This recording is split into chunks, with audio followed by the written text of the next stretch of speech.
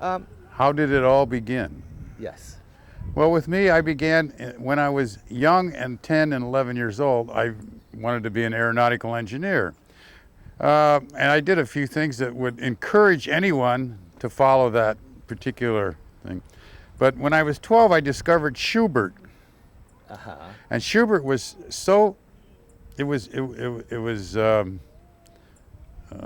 so enlightening, let's say, that, and I didn't discover anything else that was as poignant as Schubert until I discovered Van Gogh.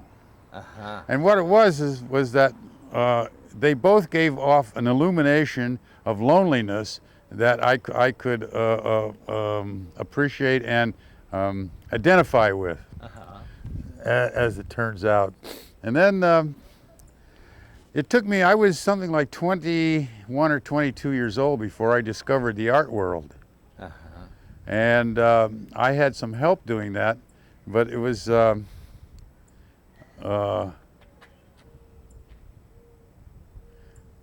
Pissarro that did it.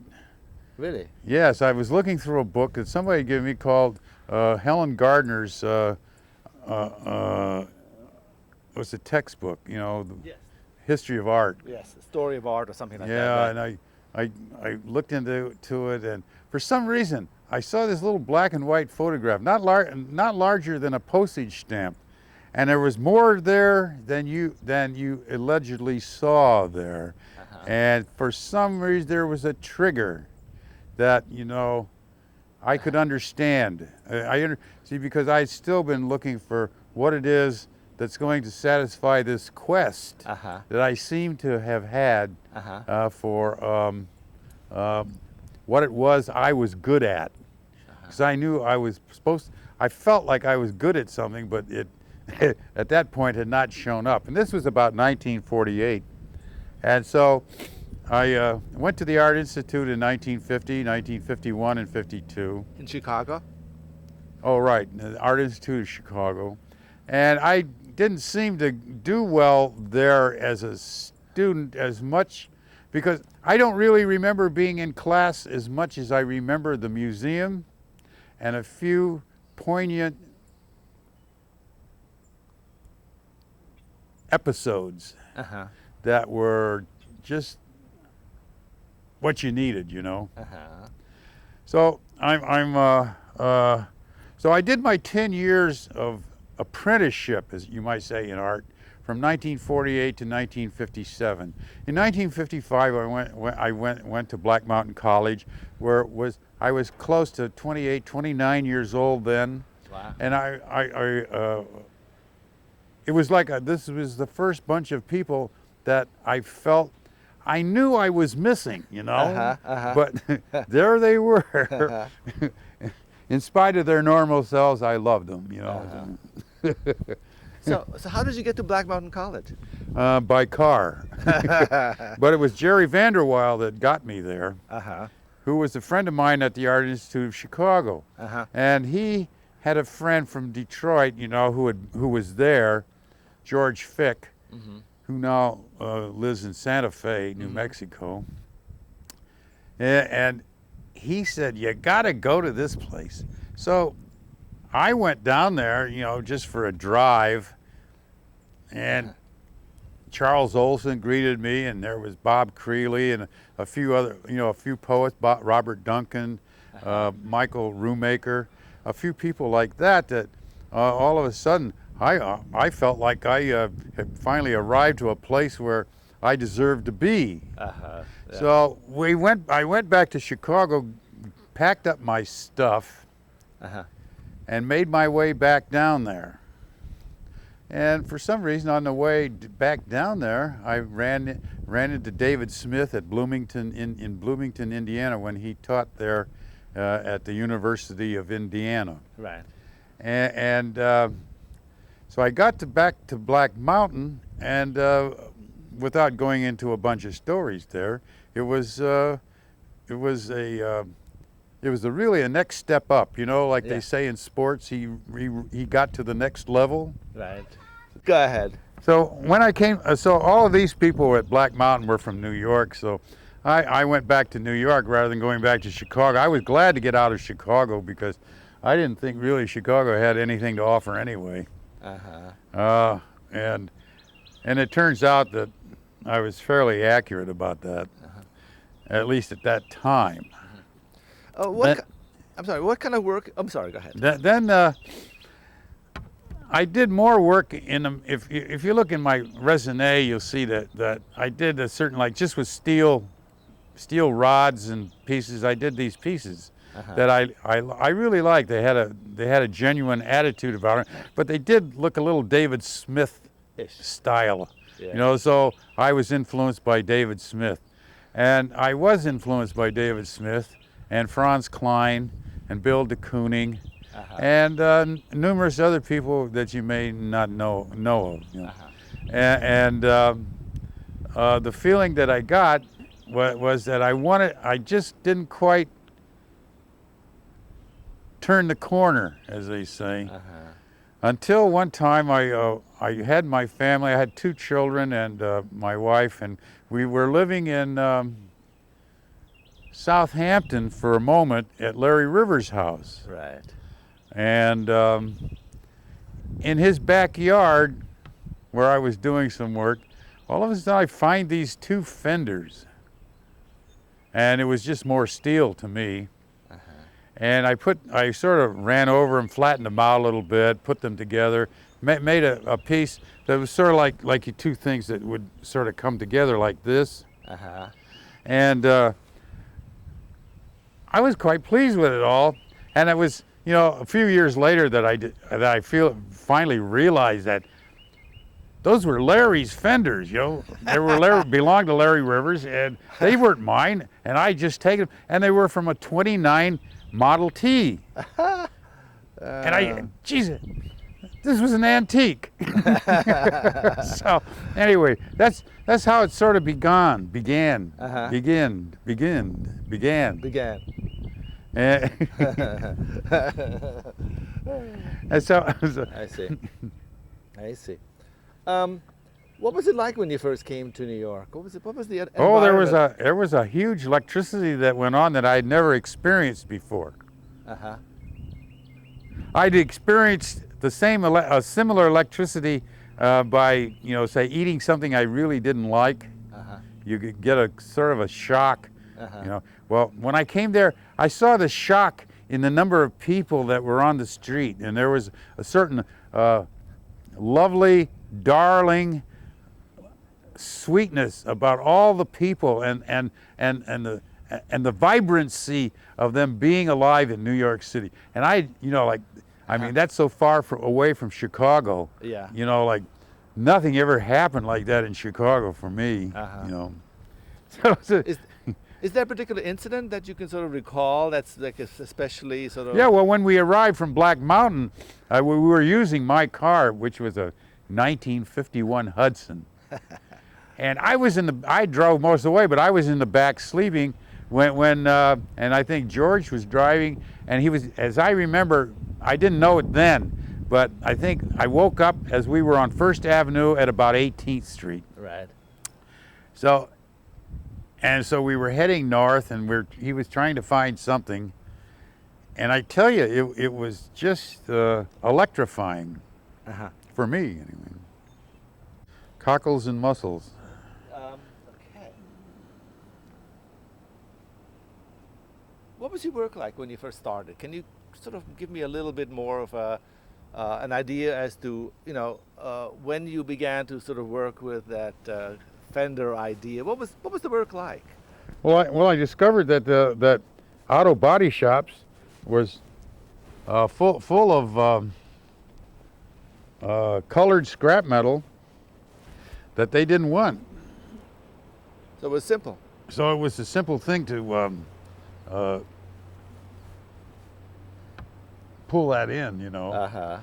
And then I realized that there was a lot of scrap metal that was around benches, metal this, metal that, and that they had been painted, and you know, and the idea that sculpture with color was very strange then. I mean, nobody really.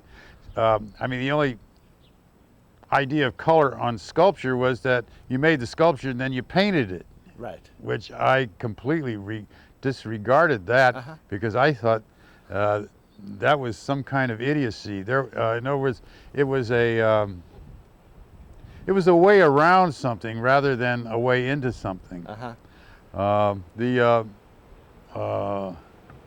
The feeling I got that you see, when I was at Black Mountain, I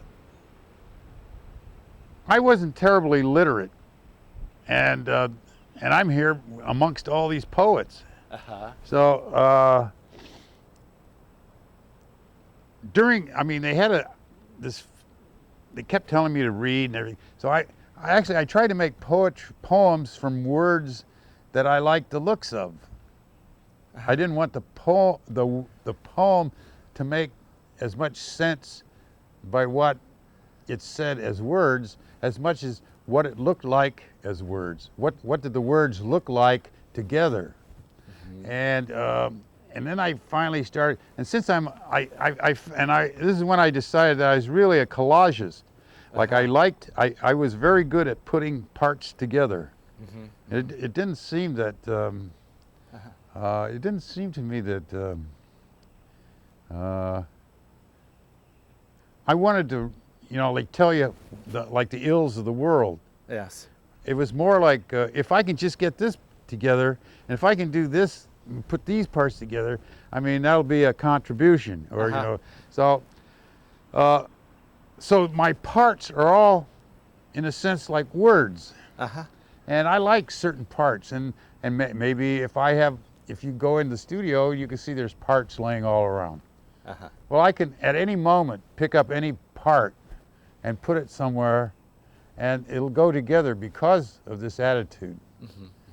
If you were to try it, it would be very strange for you. Right. But it seems to work for me, and it seems to be something I tend to be very good at. In which I'm not going to apologize here. So would you say that you sort of do it sort of intuitively, so it looks right? Oh yeah, it's all an intuitive thing, but there is a certain knowledge to what you're doing it with. See, I mean, it's not like you don't know how to dance, but it's like you know how to dance better if you have a nicer partner, a compatible partner, than one who really wants to sit down. Okay, and I'd say that around 1960, I started to make a body of work that is documented. And there's many people you could interview as to why they own these works or have these works or who had these works and why they'd had them. And you could probably get a lot better answers or informative answers from them than you can probably from me. But you'll find that, for instance, Alan Stone is a big fan. Ivan Karp was a big fan. Right. Richard Bellamy was a big fan. And these people can give you a attitude, can come back to you about me in a way that I can't. Well, let me ask you a question. Would you buy one of your sculptures? No, because I can make them. No, but if I were in the were collecting contemporary American work, my collection would not be complete unless I had one. And why would you buy one? Oh, well, that's a hard question because I'm really not a collector. I sort of have things and I use them, and then sometimes if they have a value and I'm not using that value, I tend to shunt them off into the next place because I feel they have a certain life, and that it's like going to a flea market. If you go to a good one, it's not junk. It's just good stuff that's time to go to the next place. I see. Or I feel that way. That's a very good point. And yeah. So I did get a feeling about collectors once when I was thinking about it. I discovered a guy who collected photography from 1930 to 1940. he wasn't interested in photography at any other time. And so his collection was pretty, and that was clear to me about collecting. Uh-huh. You know, and believe me, there's a certain attitude you have to do that. Yeah. I don't think myself that I have that. Yeah. Okay. Let's go on. Long-winded answers. I love it. I love it. I love it. You're so congenial. That was the word. Yeah. It's congenial. Yeah, Congenial. Yes, that's a good word. Let me ask you a question, John.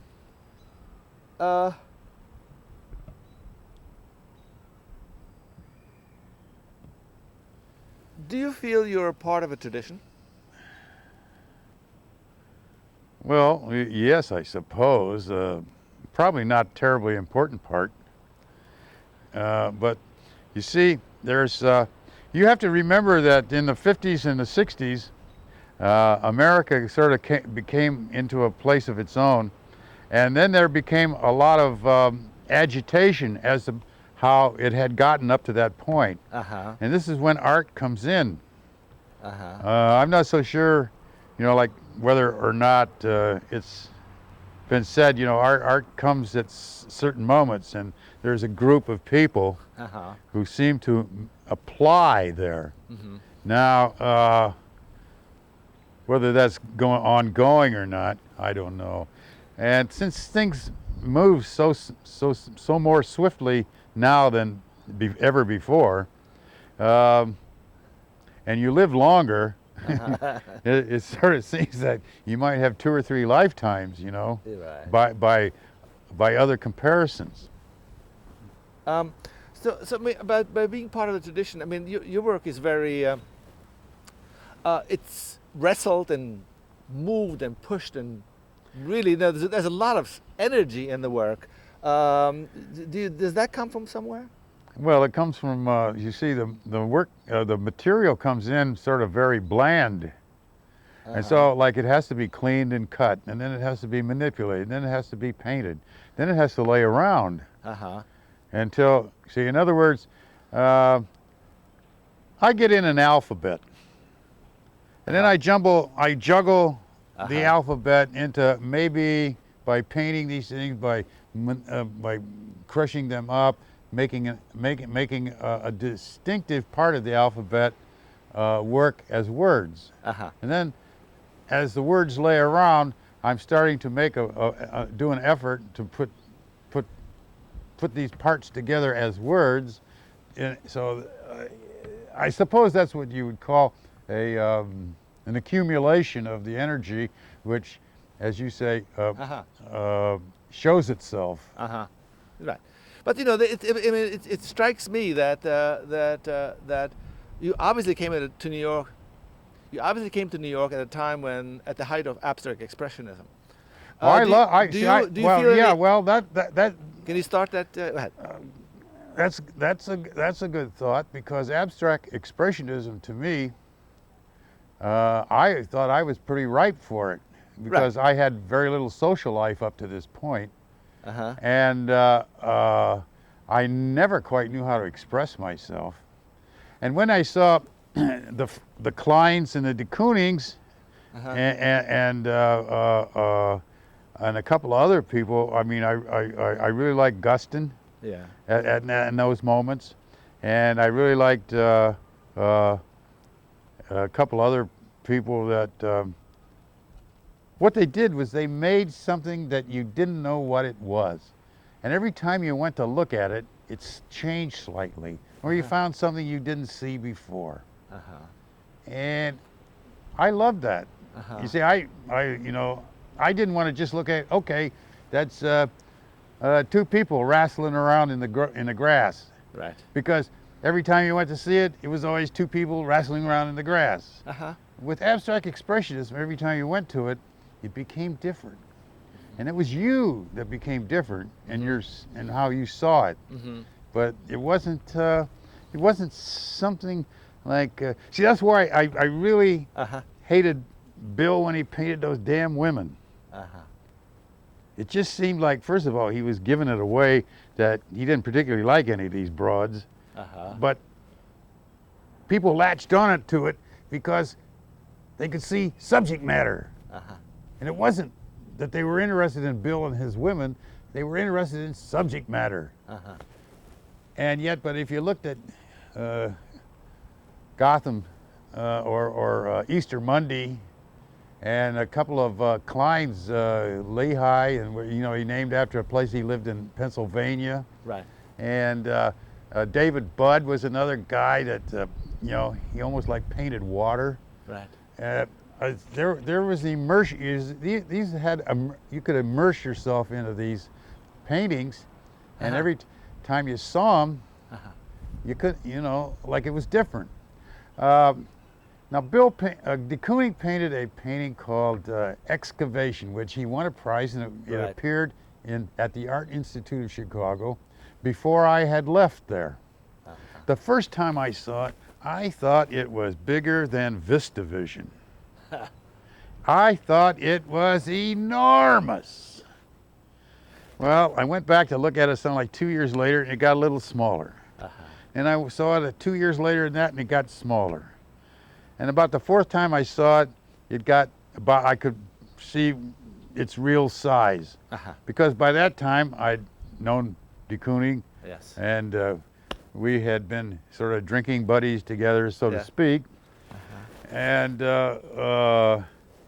Kline was the same way. I once went to somebody's house and I saw an old Kline that was a square, but the white paint had turned yellow because he kept insisting on using this cheap crap from a hardware store. Right. And it was marvelous. I mean, because it didn't matter. It was the painting that counted, not necessarily whether he used good paint. Right. I mean, he came through, and I thought this was terribly important. And so. So you feel you connected with all that? So I connected a lot with this abstract expressionism, because not only is it expressive, but its abstractness changed because I changed. And I thought that was a lot more than, say, looking at people who did portraiture, and it always tended to be the same person every time you looked at it. But I do have to give way to Chuck Close, who absolutely fantastic portraiture. I mean, it's really not portraiture anymore. It's more like geography. Right. See, it was similar with Andy when Warhol did his movies. Like if you look at a movie called Sleep, you see, I mean, that guy's face becomes, a map, and then it's weird staring at the same thing as barely moving, Right. and they become a lot different things. Okay. Now I'll question John. Why do you make art? Well, it's what I do, and it's something that, as I said at the beginning, I kept looking for something that I knew, that I felt I could do, that was satisfying and was exceptional. And I guess I'm still from that old school where, like you have to do something and do it well, and that's something that has become something that I do very well. I would have to. I kind of, at this moment in my life anyway, would hate to have to start doing something where everyone had an opinion about it. Right. I don't think that I could get away. I don't know that I'm what you call it, talented. Like expertise in say painting the picture or writing the music. I mean playing the music. Right. I tried being a musician. I'm terrible. I mean, I didn't want to put in all the time playing scales, and or at least at the time when I did that, I was never encouraged to be a musician. But it seemed like you had to do a lot in order to play somebody else's music. and it occurred to me that I really wanted to be the one who wrote the music, and let somebody else play me. And I think that's part of what the fascination of art is for me. Well, it's also the fact that the people that are playing you are the people that are looking at your work. Well, I'm not so sure that I'm all that popular, but Yeah. Okay. I don't think there's too many people being influenced by me at all. Well, you have a very I singular. I always felt that I had two things that I liked. One was that the artist in the artist community, I had a good reputation with artists. Artists always thought that I always got the feeling that they thought I was a good artist, and that didn't mean that they liked what I did, but they knew that I was a good artist, and I always appreciated that that particular point of view. And the other thing that I thought that I was good at, that I felt was splendiferous and spectacular, was hardly anyone has ever seen a bad Chamberlain.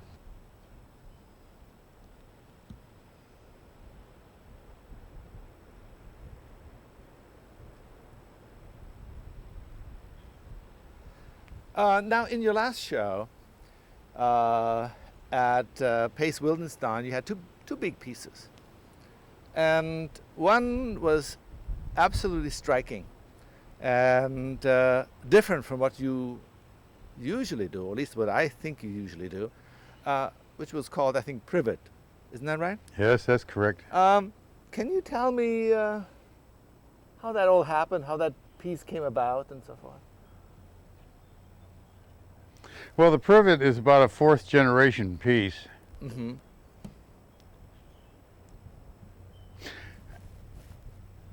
I can't remember when it was. It was maybe 7 or 8 years ago. I was in Paris, and they asked if I was interested in going, spending a year at the Calder studio in Sachet, near Tours. And I went down there one time, and I walked around. It's a nice house. It looks like a pleasant place to be. Nice weekend, you know, but I really didn't want to stay there.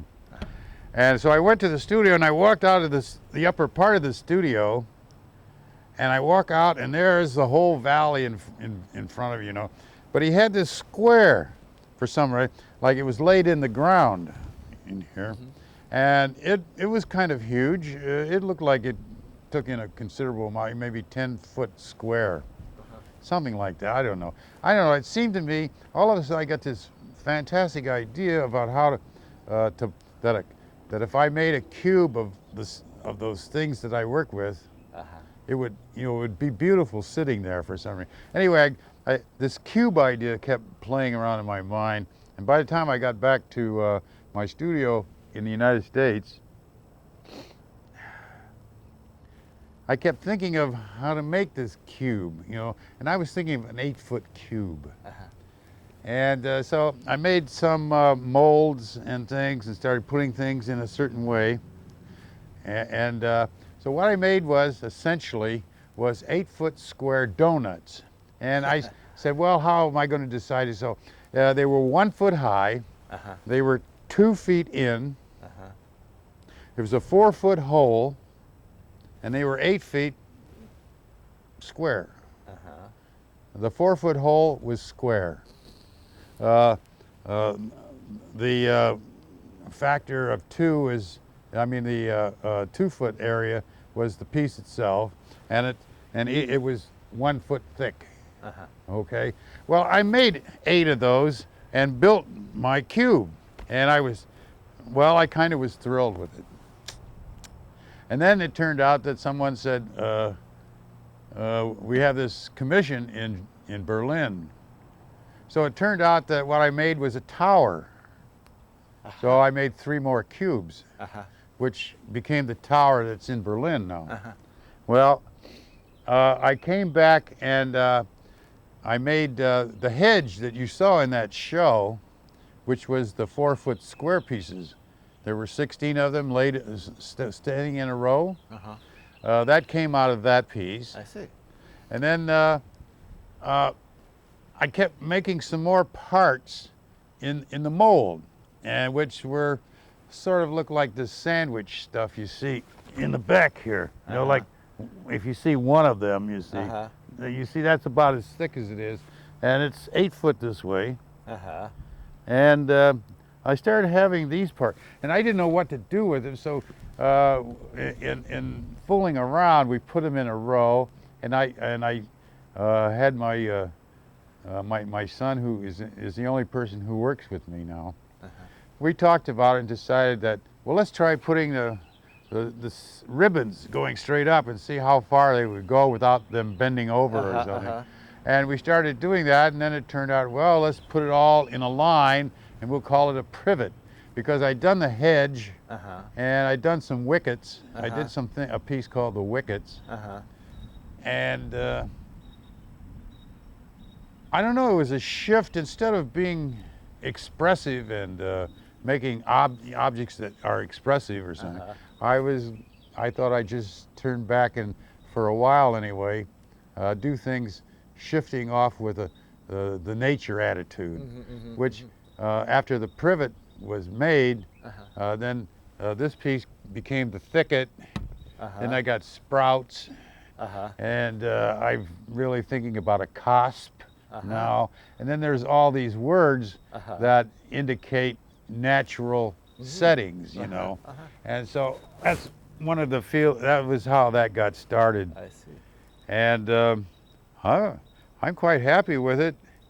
I just wish I could get my studio, you know, here, so I could get back to work. I see. You're going to build a studio back there? Yes, on the parking lot here. I see. Now, you know, that piece is very colorful. It's, you know, it almost reminds me of a painting. You know, it almost has a painting quality. Look at it. It's almost as if it's a painting, where the parts come from. There's a lot of paint on it. And how do you do that?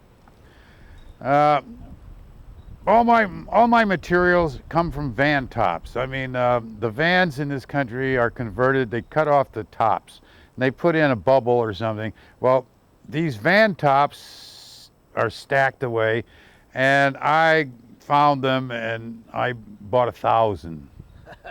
Really? So what happens is that we clean them up, and we cut them up into strips, and then we paint on. There was a time when I had maybe 5 or 6 people, all at one time or another, different people would come and go, would paint on here.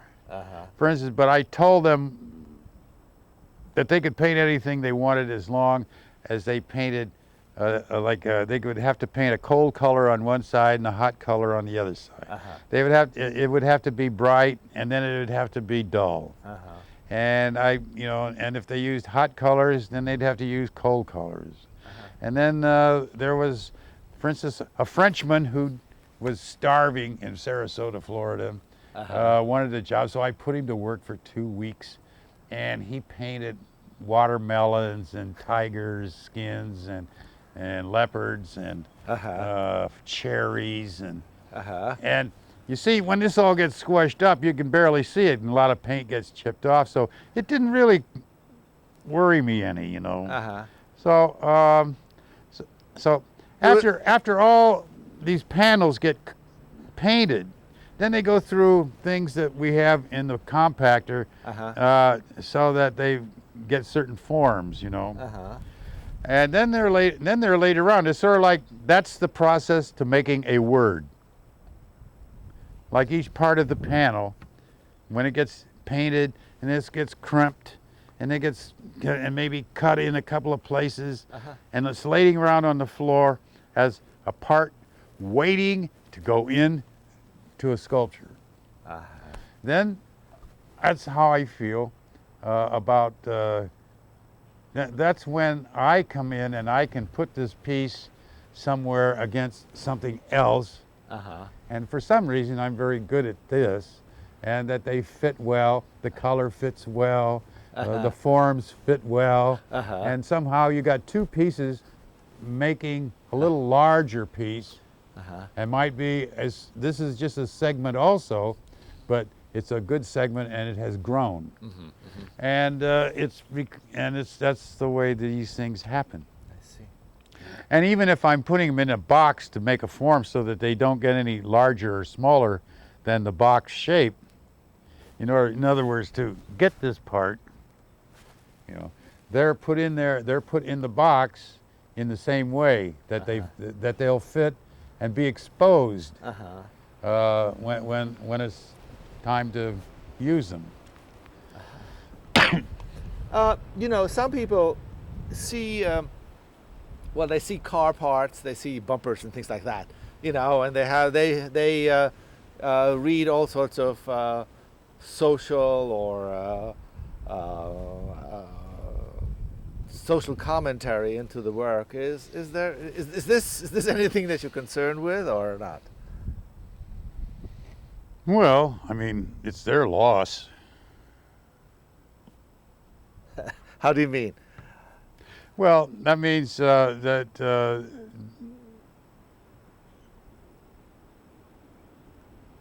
they don't consider their own imagination as much as, oh, he's trying to tell us something. If I told you something about cars, a lot of people wouldn't be interested. It's sort of like truth, People are really more interested in gossip, but they disguise gossip as truth. And so they keep hacking at the truth. But have you ever noticed that when people find out the truth about something, they're not interested anymore? I mean, if I were to tell you a truth, I'll tell you a truth, and you tell me if you're really interested. One truth is that I know of is that all radius of the same circle are equal. That's undeniable truth. But there's no gossip there. I see. Okay. Now listen. I remember you from Max's. You do? Absolutely, Oh, I do. golly. I remember you from Max's, and And a real hellion, right? I know, and yeah, and you were something else. What is it like to be an artist? Well, in those days, like in the 60s, I was arrogant as hell. And that's why you get that, you were something else. But I thought I was hot stuff. Actually, I still do, but I'm sort of toned down a lot. So, but also, I mean, do you think it's good to be hot stuff? oh yeah, you should really think you're hot stuff, at least for a couple of years. I mean, that's helpful for your own well-being. What do you think your role? Now, since we're talking about what it's like being an artist and this and that, what do you think your role is? My role is to go in the studio and try to figure out something that I hadn't seen before. I try to figure out how it is to do something that surprises me. I mean, if I were to be just concentrating on doing the same thing I did in 1962, it just wouldn't work any longer. Okay. All right. Let's see. I think we're down to question 9.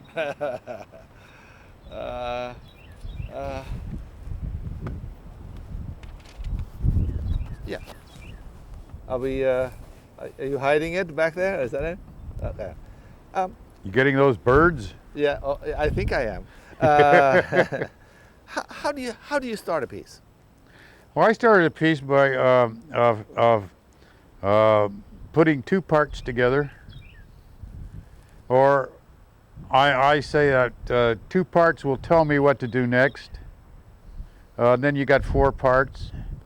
They can be laid out. I mean, somebody will say something, or I can think of something. Okay, I had a black and chrome piece in the inside there, and I had laid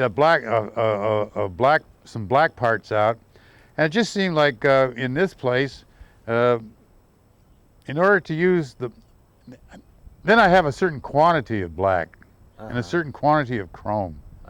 And what I was thinking of doing is how can I use all of it in one piece? Well, that'll become a beginning. And then I decided for some reason to put it on the wall and to work out that way, because this is a small place at this moment. Right. And this is a singular piece. I mean, it's not like a set of pieces, or is it anything so provocative, you know, that it's going to change anything much. But it is a little scary. And when I finish, you'll see that the chrome will fit in real well, which it doesn't actually now. But its size was determined by that first flatness that was made on the floor. What to do with this? So I wanted it off the floor, so let's try on the wall. Now, I remember meeting Rauschenberg when he was doing a piece called Monogram, which is the goat with the tire around it. Right. When I met him, he had the goat up on the wall. And he subsequently, at another time, you know, decided the goat wasn't going to be on the wall, so that he put it, you know, in the tableau on the floor, plus putting the tire around it.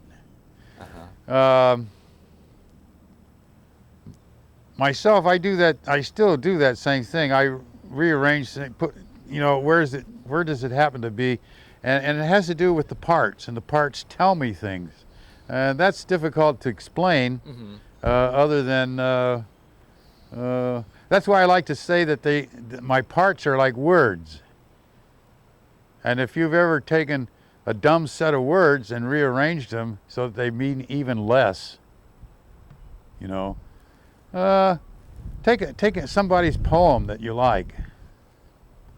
Take all the verbs out, or take only the words that have really look good to you, you know, that have, you know, a bunch of letters that are the same, or something like that, you know.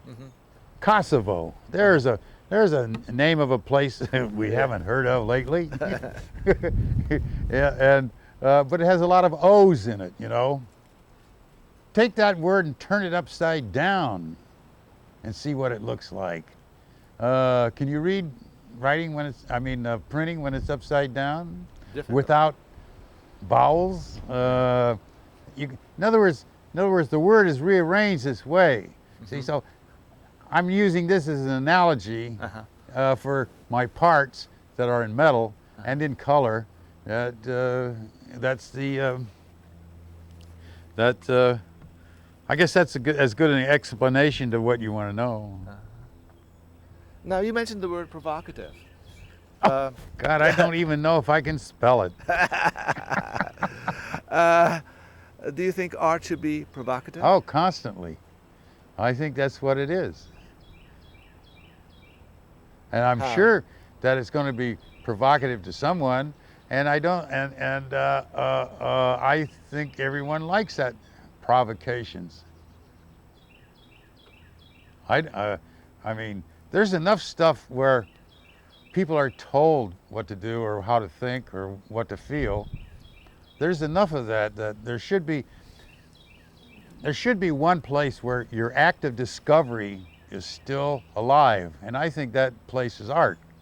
And that's why I feel that the value of art is in this area where you can still discover something you didn't know. Now, there are probably a lot of people that feel like, I don't want to be bothered with anything that I don't know.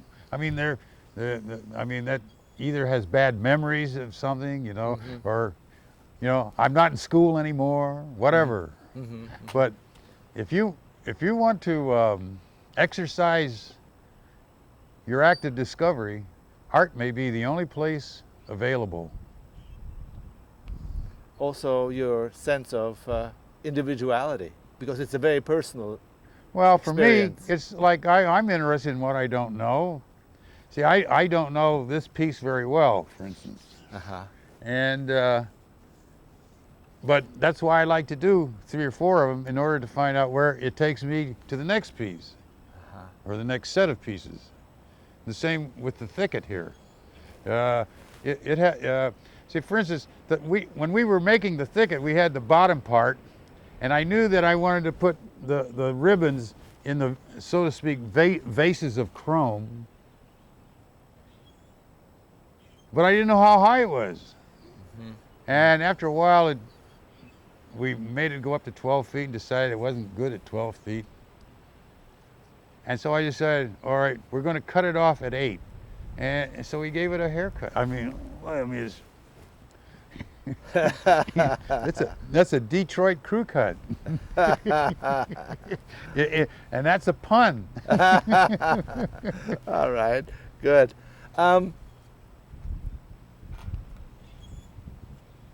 What do you think, what do you experience when you look at, say, a sculpture or a painting? What do you experience?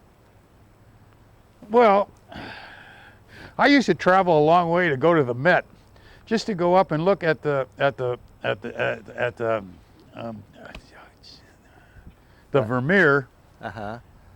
and then in the same room was the deKooning, and I liked going there just so I could see the difference between one who knew how to paint light and one who didn't. It was sort of like appreciating an actor. The difference between an actor who you can tell is acting and one who you can't tell they're acting. Yeah. So when I see, and it was like the story about seeing the painting Excavation by deKooning. I mean, it was so huge. I can't even begin to describe the elation of this thing and how you could get thrown into it. And Bob Irwin also did paintings that when I went to California in the 60s to visit him. And he had these paintings that were 5 foot square. They were field paintings, and he'd have like 3 lines in it that were painted. And I would sit way back and look at it, and I keep having this holding on to the chair for fear I'd go zip right through that slot. Uh-huh. And it reminded me of when I was very little. I would go to the mailbox, and I would always look around because people would put the mail in the slot, and my idea of the mail going in the slot was like a big vacuum thing where it went, went off. The mail went off, Uh-huh. And when I looked at Irwin's paintings, that particular feeling came back of being sent through the slot, and I suppose that is a very good description for most abstract expressionist paintings, was that I had this whole thing from eating it with a spoon to jumping right in, and to and there was all of those combinations of either ingestion or being ingested by the work itself. Mm-hmm. And those sort of feelings don't happen too often any longer, but sometimes I can pull them off, myself. But I think you do. but I thought the privet and I especially like the thicket here, and the hedge. I like the hedge because it was sort of like you could get very hung up in just looking at the parts. Like all the parts it was all very well painted, and you could get very what's the word, involved in just looking at the parts of these donuts. Uh-huh. They were placed this way, and there were 16 of them, and I think a few of them were in chrome. But the ones that were painted, sometimes you look in there, you could see a really, I mean, that was as good a paint job as you're ever going to find anywhere, you know. So, then I spent, there was a time from like 66 through 72 where I spent a good time working on other materials that would give me the same surprise. Mm-hmm. There's paper bags, melted plastic, crumpled aluminum foil,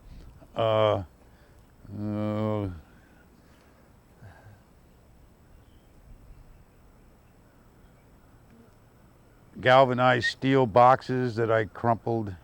So it was almost like I got into a thing where articulate wadding or crumpling, you know. And you find that it's very accurate to look at your pile of laundry on the floor is not unsimilar. I mean, it's very similar. You know, the way your bed looks when you get up in the morning, you know, stuff like, I mean, you know, you handle things every day, dish towels, whatever, you know, things like your handkerchief, you change clothes, you manipulate things. And all of that is not unlike, you know, what it is I do. It's very close, and it has a closeness and I feel that in that area there's an alliance or a recognition from spectators to me that's not quite being made. But I have hope for the next generation, actually. Because they're going to grow up and, you know, and when they read about the 60s, somebody else will start to point out that there was other artists in the 60s besides Warhol, Stella, and Rauschenberg, you know, which is only done that way because people who write about art are lazy. You know, they go and look up something and they say somebody said these three guys were hot shots in the 60s, so they say those three guys. Hardly anybody mentions Twombly. He's a superior artist.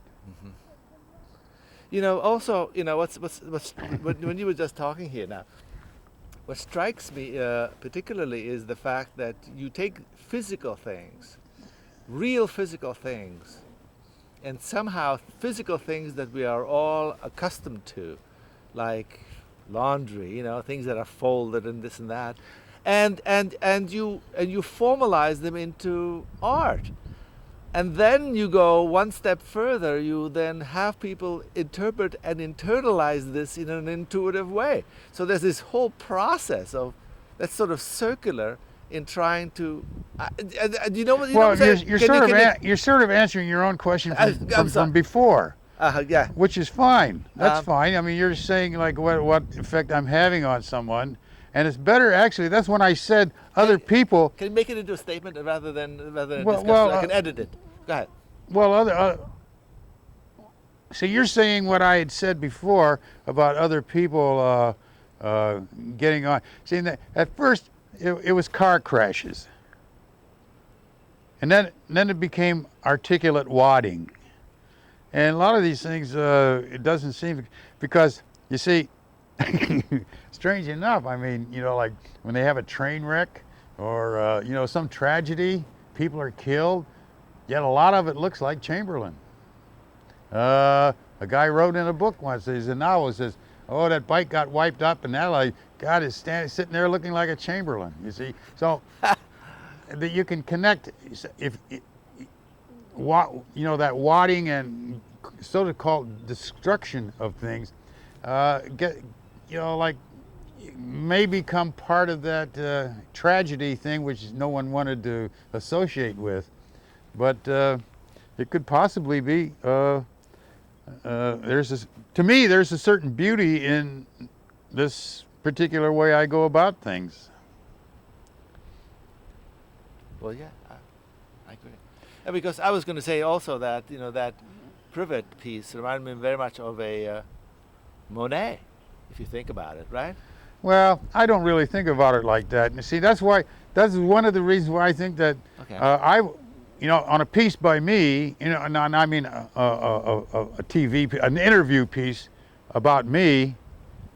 Sometimes I would prefer that you get almost a man on the street attitude, or somebody who hasn't talked about my pieces or works, that you could rely on getting another insight. It's other insights. In my photography, I like people to pick out the pictures, because if I was the only one who picked it out, there might be a lot less, and we could miss some, or somebody who has like their input to me is as important as my own when it comes to what's derived or what's gotten out of the finished work. Um,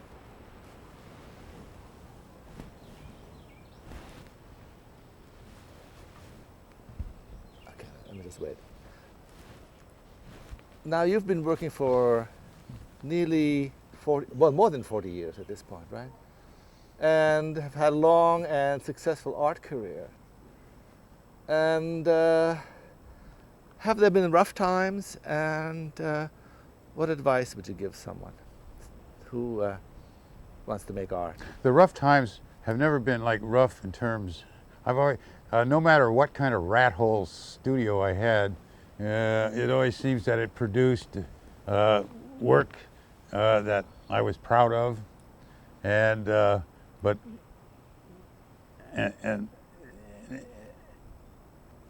and if it didn't, I didn't stay there long, you know.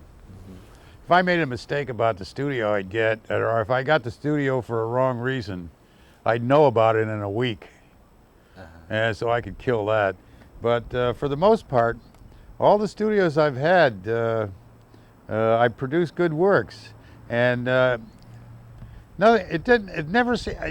I think I lead a charmed life, and because I could be down to my last $3, you know. So they used to say, if you had $2 in a pack of Luckies, you're okay, you know. Well, if I get down to that sort of thing, you know, something would always happen. You know, someone would come along. This would happen. I mean, you'd be surprised. Always been surprised myself. I mean, I was at a point one time when I was going to have to get rid of 12 sculptures just because I couldn't pay the storage, and somebody came along and bought all of them. Gosh. And I've always, you know, it's almost like, strange enough, I would play, there were a few times when I'd play poker. Right. And I never seemed to get a good hand I could do anything with. And so I say, oh, well, I'm down to the last $3, so I'll try to get rid of it and go do something else. Right. And sure enough, I'd get a good hand, I'd be back in the game. You know, my life was like that. And I have to tell you, I've met and I mean, running on that kind of manner, I always run into the right people at the right time. It's always a privilege to know them, and it's an honor to be around them. And I've never had any really bad, if anything was bad, I got rid of it. So John, what advice would you give someone who, what advice would you give someone? Oh, this is a funny question, because we were just at the Skowhagen dinner, which happens every year. And of course, I have to bring up that when I went to Skowhagen, I really didn't give too much advice. And so someone from the office came around and said, you know, John, you know, you really should give these people some advice. And there had been there was a bunch standing over there, so I walked over and I said, Barbara says that I'm supposed to give you guys some advice. So my advice to you is get a good paying job and watch your health. Well, they all sort of like, some of their mouths dropped open, but I'll tell you, in 10 minutes, everybody on the whole campus learned of this advice.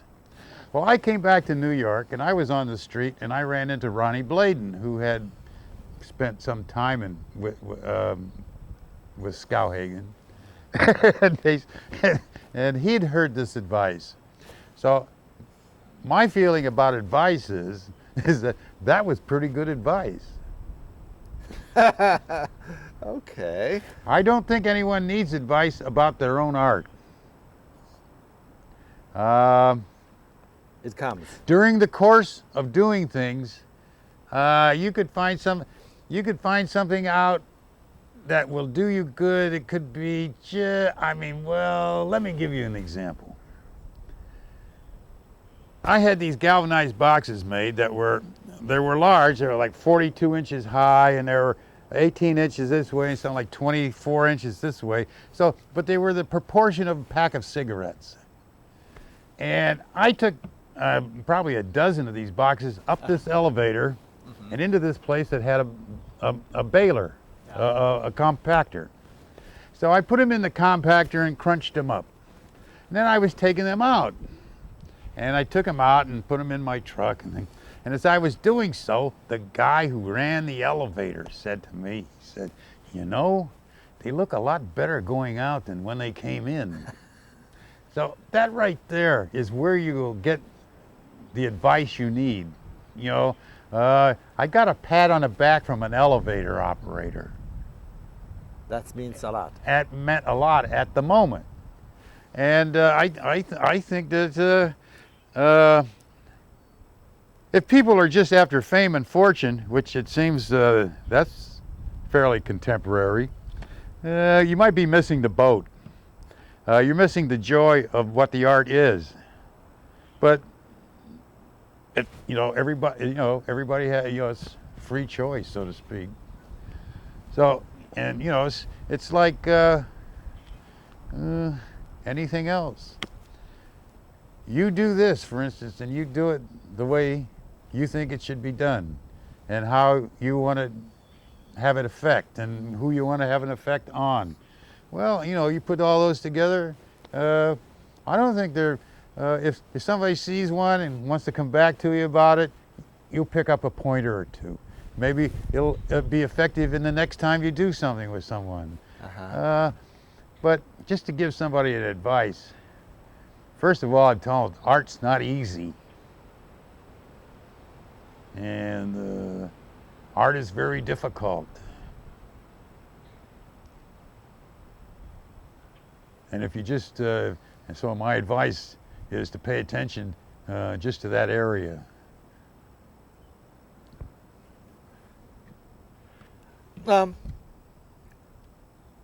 Any regrets? Yeah.